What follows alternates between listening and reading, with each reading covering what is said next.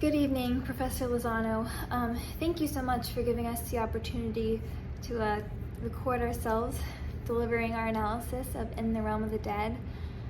I'm a huge fan of Maya Weber's work, which I'm sure most of the classes as well, but it's an honor to be able to examine her writings from the socio-political perspective that you've brought into the fold. Also, I should warn you, speaking on camera isn't exactly within my comfort zone, so I'll try to make this quick. In the Realm of the Dead signifies a noticeable shift in Weber's writings. Whereas her previous work primarily focuses on the symbiotic, albeit emotionally taxing, existence between individuals and their environment, In the Realm of the Dead outlines Weber's descent into fatalism, a worldview that would bloom into a definitive hallmark during the final years of her career. Taking the novel's year-spanning narrative framework and third-person omniscient perspective into account when analyzing The Realm of the Dead is integral to understanding Weber's stance on the oppressive political forces that controlled East Germany during the 1970s, a historical situation that Weber then transplants into a microcosm that's equal parts magical realism and transgressive fiction. Furthermore, as opposed to The Zoo, the novel directly preceding In the Realm of the Dead, Weber alters her examination of constrictive habitats that exist in the physical world to internal domains.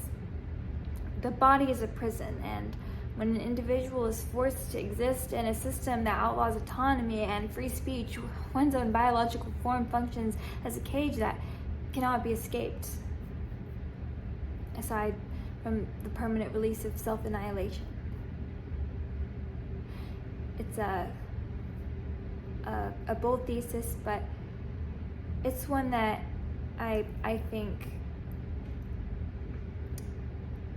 believe stands the test of time on both a political and personal level. It's a declaration that not only applies to the immoral systemic institutions, but also advises readers to witness the oncoming dangers of imbalanced interpersonal relationships. One could argue Weber's thesis foreshadowed the current state of American politics just as much as it predicted the difficulties of establishing intimacy in a post-dating app culture.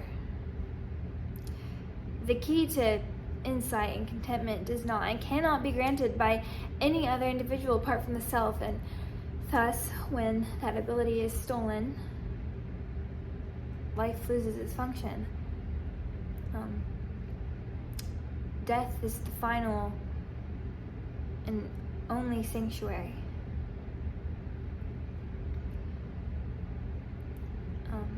And that's all I had.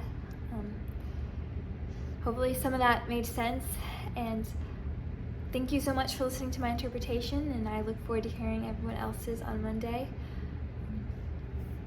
Thank you. Have a great night. Death is the final and only sanctuary. And that's all I had. Hopefully some of that made sense, and thank you so much for listening to my interpretation. I look forward to hearing everyone else's on Monday. Yeah. Thank you. Have a great night.